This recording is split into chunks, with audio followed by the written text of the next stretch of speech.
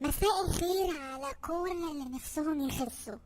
في ناس بتكون بتعمل دايت صح، بس بترجع تقول انا كنت بخس اول اسبوع وتاني اسبوع وبعد كده وزني ثابت مش راضي ينزل تاني، وتستسهل بقى ويجيلها احباط وتقعد تقول انا جسمي ما بيجيش بالدايت، وهوبا تروح رامية الدايت خالص على جنب وتتفتح في الاكل بقى وتقول ما هو مفيش فايدة، وده مش صح.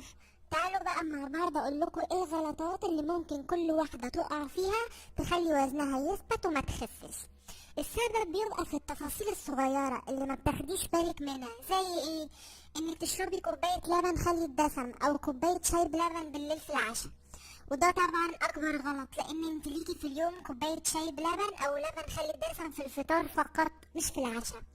وخلي بالك قوي، لان الشتاء بيحب المشروبات السخنه اللي بتدفي، والبند ده من ضمن الحاجات اللي بين السطور اللي بتخلي الميزان مش لطيف خالص في الوزن.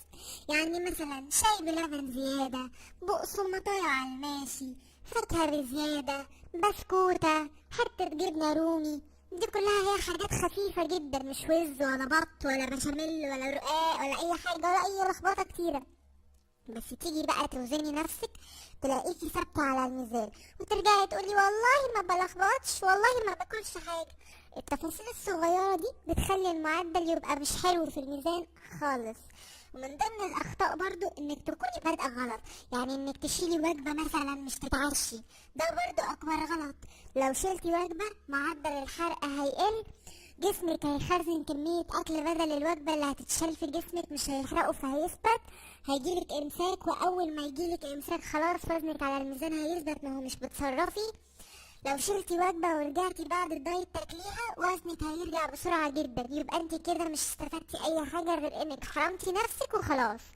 هي دي الحاجات اللي بتخلي جسمك يثبت وترجعي تقولي مش بخس. الفكرة كلها في التفاصيل الصغيرة اللي ممكن تكوني مش بتاخدي بالك منها لكن بتعمل كوارث.